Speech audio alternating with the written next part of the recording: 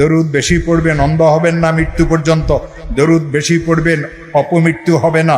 দরুদ বেশি পড়বেন, বেঈমানির মৌত মরিবেন না। দরুদ বেশি পড়বেন, রিজিকের কষ্ট করবেন না। দরুদ বেশি পড়বেন, জালিম সন্ত্রাসীর সামনে পড়বেন না।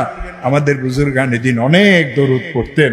আমার উস্তাদ হযরত মাওলানা জাকারিয়া সাহেব রহমতুল্লাহ আলাইহি, শেখ হাদিস সাহেব রহমতুল্লাহ আলাইহি, আমি দেখছি হযরত যখন একবারেই অচল হয়ে গেছিলেন তখনও হযরতের জবানে মুবারকে দরুদের ভিড় ছিল।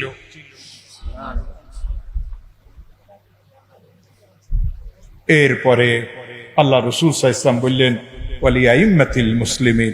আইম্মা মানে প্রশাসনিক কর্মকর্তা, আইম্মা মানে উলামায়ে হক্কানি রব্বানি, ইমাম, খতিব, মাওলানা, মুফতি যারা, তারা। তো আমরা তাদের কি উপকার করতে পারবো? মুহাদ্দিসিন লিখেছেন, হক্কানি রব্বানি আলেমদের এবং নির্বাহীদের তাদের সাথে খায়ের খাহি করা মানে তাদের হককে আদায় করা। মুহাদ্দিসিন লিখেছেন তাদের হক দুইটা। কয়টা হক আলেমদের? নির্বাহীদের কয়টা হক? দুইটা। আসসামু ওয়াত তাআ, তারা যেটা বলে এটা শুনতে হবে, এটাকে মানতে হবে। শুনলেন মানলেন না কোনো দাম। আসসামু ওয়াত তাআ, আসসামু ওয়াত তাআ। এরপরে রাসূল করিম সাল্লাল্লাহু আলাইহি ওয়াসাল্লাম বললেন, ওয়ালি আম্মাতিহিম অথবা ওয়ালি আম্মাতিল মুসলিমিন, সাধারণ মুসলমানদের হককে আদায় করা। সাধারণ মুসলমানদের হক কোন হাদিসে আসছে 5টা, কোন হাদিসে আসছে 6টা। সালাম করলে ওয়ালাইকুমুস সালাম বলা, আগে সালাম করা, সালাম নেওয়ার জন্য বসিয়ে না থাকা। আমার প্রাণপ্রিয় ওস্তাদ, যার কাছে আমি মানুষ হয়েছি, 6 বছর যার কামরাতে আমি ছিলাম, এক প্লেটে খানা খেয়েছি, হযরত মাওলানা সাঈদ আহমদ পালানপুরীকে জীবনে কেউ আগে সালাম করতে পারে নাই। হযরত মাদানী নওয়ারাল্লাহু মারকাদাহুকে কেউ আগে সালাম করতে পারে নাই। আমাদের বাংলাদেশের একজন আলেম আছে, মাদারীনগরের এইদিকে মাদ্রাসা আছে, মাওলানা নোমান কাসিমি, 3 মাস পর্যন্ত লুকাই লুকাই ছিল সাঈদ আহমদ পালানপুরীকে সালাম করব। একদিন ডাস্টবিনের পিছনে লুকাই ছিল যে হযরত যে এই পথে যাবেন, বুখারী পড়াইতে যাবেন, তখন আমি সালাম করব।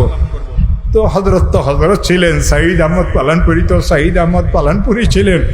যখন হযরত কাছে আসছেন তো হযরত দূরের থেকে বলছেন, আসসালামু আলাইকুম ওয়া রাহমাতুল্লাহ। নোমান কাসিম বলে, আমি বাইরে আসি বললাম, হযরত আজকে তো অনেক চেষ্টাই ছিলাম, লুকাইও ছিলাম, আপনি জানলেন কিভাবে? তো হযরত একটু মুস্কি হাসি দিয়ে বলেছিলেন, আমার জীবনে রেকর্ড নাই আমাকে কেউ আগে সালাম করছে। আমরা তো আগে সালাম করি না। শ্বশুররা জামাইকে সালাম করে না, শাশুড়িরা বউকে সালাম করে না। আপনি আপনার স্ত্রী আপনাকে সালাম করে, কিন্তু আপনি আপনার স্ত্রীকে কোনোদিন সালাম করেন না। রাসূল কিন্তু উম্মুল মুমিনিনদেরকে সালাম করতেন। কি বলতেছিলেন? অন্ত না চাই পারুন না। এই যে সুন্দর একটা মাদ্রাসা, আমি এখানে যারা আছেন, 1 নম্বরে কবির ভাই, আপনি 1 বস্তা চাউল দিবেন মাদ্রাসায়। আর কে দিবেন? এই নাম লেখন লাগবে না, আমার জিজ্ঞেস। আর একজন হাতুড়ে বলেন, বলে আমি 1 বস্তা চাউল দেবো।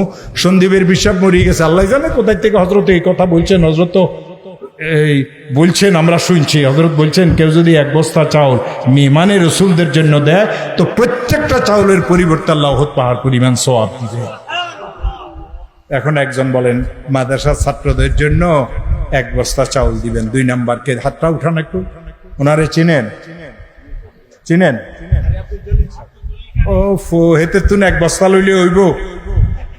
সবচেয়ে পুরান ব্যবসায়ী সিটাং রোডে মোটা চাল, চিউল চাল সব একসাথে বেচে। একসাথে বেচে মানে মিলেই বেচে না।